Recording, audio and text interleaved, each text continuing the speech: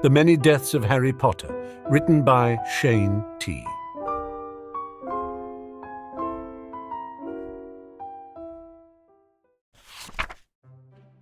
Chapter 15, Scream. Waking in the hospital wing, Harry was confused. It took time for him to remember where he was and what had happened. Pusey was dead. For some reason, the sorrow or maybe rage he should have felt at that wasn't there. All he felt was numb. As he stared up at the ceiling, he wondered if it would have been better if he'd simply let himself die and then tried again. "I've administered a calming potion," he heard distantly. It took a moment for him to recognize the nurse's voice. "How is he?" The headmaster's voice was almost unfamiliar. He hadn't heard in the 2 months since sorting began. "There won't be any way to tell until he wakes up," the nurse's voice said again. "He's been through a trauma that no child should go through." Harry must have been hurt worse than he'd realized. He still had pain. Given the power of wizarding healing, the damage must have been bad. Someone must have noticed him stirring, because the nurse was quickly by his bedside waving her wand. "Hello, Harry," the headmaster said gently. "You've been through a terrible experience." "Voldemort caused this," Harry said. He grimaced in pain as he tried to sit up. "The Slytherins are supposed to be his followers, and he didn't care. He set a troll on us." The headmaster stared at him, then shook his head. "There's no evidence that this wasn't simply a tragic mistake." "How is it that you can't see it?" Harry asked. For a moment he considered telling the headmaster about the face in the back of Quirrell's head. He'd carried the burden of that secret for so long that it would seem like a blessing to simply hand it over to someone else. Dumbledore was the one person Voldemort had ever seemed to fear, so telling him was the obvious solution. At one point, Harry had wanted to do exactly that. However, Harry had been researching off and on to see if there was any reference to what was happening to him. If there was a reference to someone living the same lifetime over and over, there would be some indication of why it was happening and how to manage it. If this was a wizarding phenomenon, there had to be an indication of how to stop it. He'd found nothing. Time-turners were as far as wizards had gone in researching time travel, and those were considered highly dangerous. Wizards had erased themselves from existence through ill-advised experiments with time-turners. Further research in the field was controlled by the Ministry. There were rumors that the Unspeakables were looking into it, but their research was never revealed to the public. Harry doubted that they'd gotten very far. If they had, Voldemort simply wouldn't have been born. The thought that Voldemort's rise and fall was the best of all possibilities was chilling. What if the past had already been changed, and the original present had been even worse? The worst risk for Harry was the rumors that the Unspeakables were actively suppressing any wizards who even tried to experiment with time. They weren't sent to Azkaban, they simply disappeared. Although there weren't many records for obvious reasons, Harry had asked Pusey, who had known about rumors that the Unspeakables did experiments that would have been considered inhumane in their quest to understand time and the other mysteries of the universe. Of course, as they couldn't talk about what they did, no one really knew. If anyone believed Harry about his power, Harry had no doubt that Unspeakables would be by to collect him sooner than later. Even despite his prophesied role, the possibilities his abilities would open up would be worth more than his role as a figurehead. He'd vanish into the depths of the Ministry, and he'd never come out. His power, or whatever it was, wouldn't help him if he didn't die. They'd be able to keep him for the rest of his life, and then if they killed him, he'd have to do it all over again. The image of being trapped for lifetime after lifetime chilled him. He stared up at the headmaster, frozen. The urge to tell him died. Instead, Harry stared up at the headmaster and sighed. "I guess I'm just a little upset." "You've been through a great deal," the headmaster said, patting him on the arm. "It's easy to see patterns that aren't really there when we are afraid." He'd have to find another way to reveal Voldemort for what he was, a way that wouldn't risk exposing him. Madame Pomfrey hadn't let anyone in to see him for 3 days, and he'd been forced to lay in bed and relive what had happened over and over. He'd gone over the fight again and again, trying to see what he could have done differently that wouldn't have gotten anyone killed. Arguing harder that they all should have stayed put, even if he'd had to throw things and cause a scene. Any number of detentions weren't worth someone's life. He should have done anything that it took to make them listen. He should have drawn the troll away, kept it from turning on the others. He should have aimed for its eyes faster or cut at the same place over and over until he hit a vein. Killing the troll didn't bother him, even though part of him thought that it should. It had killed his friend and had threatened to kill others. He didn't have a lot of sympathy for it, even if it was a dumb beast. Instead, he regretted that he hadn't practiced more with the Diffindo spell, so that the cuts would have been deeper, so that it would have gone down faster. Every time that he'd spent with Neville and Hermione, secure in his belief that he could run from the problem, and not be where the troll was appeared in his mind as a lost opportunity. He should have been more focused, not spending time with friends, no matter how happy those brief moments had made him. If he had, maybe Pusey would still be alive. At night, as he lay in the hospital bed, he had dreams that had him waking up screaming. Madame Pomfrey dosed him with a heavier version of the potion she'd been giving him to control his dreams, but warned him that he couldn't take it over the long term. He was in the hospital wing for 3 days. He was finally allowed to leave, but classes had already ended for the day. Whispers followed him as he walked through the halls. He discovered that there was a feeling of pause every time he entered a room. The other students became quiet and cautious, like deer scenting something strange.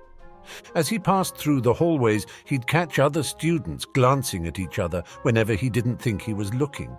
They'd quicken their pace and turn their heads away from him. He didn't know if they were afraid of him or if they were simply ashamed of what had happened. The Slytherins were the worst about it. Some of them turned pale every time they saw him, especially the lower years. Even the members of the Quidditch team, who had always been a little rougher toward him than the others, seemed to be keeping their distance. He didn't get to see Hermione or Neville, who hadn't been told that he was out and had already gone back to their common room. He went to bed feeling curiously numb and alone. There were people missing from breakfast. Apparently some of the parents had withdrawn their students from the school after what had happened. What surprised Harry wasn't that had happened, but that so few had gone. In a Muggle school, they'd have had to close their doors, but there were less than 20 students gone now. Harry wondered if the Muggle-borns had even told their parents what had happened. In a world where he wasn't under the constant threat of death, he'd have been afraid of being taken out of school.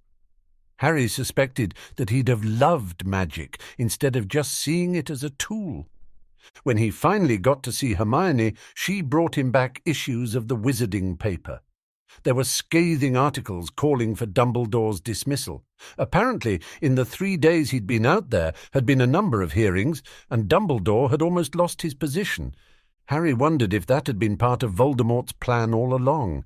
While killing Harry was obviously a priority, that didn't mean that he didn't have other plans in the works. The Quibbler had an article wondering if it was a conspiracy by Voldemort. Hermione was dismissive, but Harry knew it was the case. He'd thought he was safe in the middle of a crowd, but if Voldemort was willing to risk the deaths of the children of his followers just to get to Harry, then no place was safe. It offended Harry on a deep level. Voldemort had proven that he was loyal to no one, and just seeing him sitting at the teacher's table caused a slow burn of anger and rage to light up in Harry's chest. Quirrell and his passenger thought they'd gotten away with it. Sometimes Harry saw Quirrell beaming down at the students with a smug smile. Considering that all the other professors looked grave and upset, he couldn't understand why anyone didn't see what it meant. Harry wondered why it had been him that had survived. In a way, it didn't seem fair. Every death chipped a little further away at Harry's soul, but he would ultimately survive no matter what. Pusey hadn't had that option. Focusing in class was difficult. He felt as though he had a leaden weight on his chest. He caught the sympathetic looks on the teachers' faces, and it just made it worse. The students acted as though they were afraid of him. Even the Gryffindors didn't seem to know what to say to him. Maybe they saw something that he didn't see in himself. He felt as though he was a pot that was getting ready to boil over. Malfoy and his cronies had taken to waiting to come to bed until he was already asleep. That wasn't hard. He'd taken to sleeping as early as he could. The dreams were almost better than his thoughts during the day. Still, over the next few days, he thought he was keeping everything relatively stable until the day came when he had defense class. "Then no one knew what to do," Quirrell said. Which is why, Bubby, we're going over to trolls again." Harry stared at him as though he could burn a hole in Quirrell's turban simply by staring at it. He had his usual headache, the one he always had when he was around Quirrell, but he didn't care. It simply made him more angry. The students closest to Harry kept glancing at him and then at each other.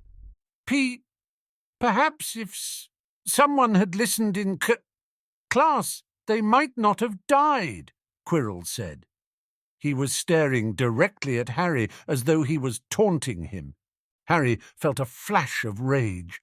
After what had happened, any good defense professor would try to show people what they could have done. But Quirrell hadn't prepared them for trolls at all when he'd taught them before, and to blame Pusey. "Adrian Pusey was a hero," Harry said, standing up suddenly. He knew that he should keep his mouth shut, but suddenly he couldn't stop himself. He'd been silent the entire year, twice, and all it had gotten him was one lost friend and one dead one. If he hadn't done what he did, how many people in this class alone wouldn't be alive? It hardly had to come to that," Quirrell said. If he'd kept his head, he'd have survived. After all, you're a first year, and you managed to defeat it." Harry gripped his wand tightly. For a moment, he was afraid he was going to snap it. He forced himself to loosen his grip. "My question is, where were you and the other teachers?" Harry asked. "I told everyone that it was a stupid idea to leave the Great Hall, but no one listened." We went ahead looking for it," Quirrell said. "And you sent Slytherin to the dungeons when you knew the troll was in the dungeons. It's almost as though someone wanted Slytherins to die." The other students were staring at him, and he could see that some of what he was saying was registering with them. They began muttering among themselves. How exactly did the troll get on the school grounds? Aren't the school wards supposed to protect against that happening? It's a mystery that's still being investigated by the Aurors, Mr. Potter." The man's stutter was obviously faked. It slipped when he was distracted. How no one else noticed this, Harry didn't know. "Isn't it true that only school staff has the ability to shut off the wards? Isn't the most likely thing that one of the professors changed the wards to allow the troll onto the grounds?" Harry asked. That's a serious accusation, Mr. Potter," Quirrell said. Why would any of the professors want to do any of you harm?" He smirked, as though he knew Harry had no way to prove what he was implying. He probably meant to imply that some of the professors might want to harm Harry, but the other students were clearly getting another message. To hurt Harry, it didn't matter who they went through, even if they were purebloods and supposed to be protected. "Who would do that?" Harry asked. "It certainly isn't anyone affiliated with the headmaster. He almost lost his position over it. Who else would have to gain?" He turned to the other students and said, "Who else would have something to gain? There's only one person it could be, and if it's him, then that means that none of us are safe. He has no loyalty, and just because our parents are his followers doesn't mean he won't have us killed. We've an intriguing fantasy, Mr. P. Potter," Quirrell said. His smirk was gone. Perhaps it is time to get back to the lesson so you don't get any more of your classmates killed." Harry saw red. He was moving before he knew what he was doing, his wand coming out of his pocket. The world felt as though it was moving in slow motion, and Harry felt himself stepping out from behind his desk and charging down the aisle. "Diffindo!" he shouted, his wand pointed at the professor's head. Quirrell's eyes widened, and he went for his wand, but it was too late. Harry's spell had hit the turban on his head, leaving the cloth to unwrap and slip over Quirrell's eyes. Harry followed up with another spell, attempting Expelliarmus, but it didn't work. Quirrell was already recovering, but Harry's next spell hit him in the side, causing his jacket to redden with blood. The man twisted as though to protect his side, and Harry heard screams as the closest student saw what was on the back of his head. Harry pointed his wand and cast, but Quirrell had regained his equilibrium. For all the practice that Harry had done, he was still a child with only a few months' experience, and Quirrell was an adult wizard. He felt his wand being yanked from his hand by Quirrell's spell, and a moment later he screamed as Quirrell hit him with a crucio, as the horrified class sat in their chairs, frozen in horror. "You've caused enough problems, boy," the horrible voice at the back of Quirrell's head said. "Finish him, and then obliviate these fools." Harry screamed and screamed as the pain seemed to go on forever. Eventually there was a flash of green light and everything went dark. Harry froze as he woke, covered in blood. He was standing over the corpse of the troll, his horrified classmates staring at him in horror. He could hear the sound of the professors approaching quickly. It took him a moment to understand what this meant. He'd had a vague hope that if he attacked Quirrell that he might be able to go back to redo Pusey's death, to find a way to save everyone. His friend was dead, and there wasn't any way to change it. Harry screamed then, staring at the blood on his hands. It felt like the blood wasn't ever going to stop. For a moment it felt as though he wasn't ever going to stop screaming. He heard footsteps, followed by a horrified gasp. A muttered spell later, he felt everything go black.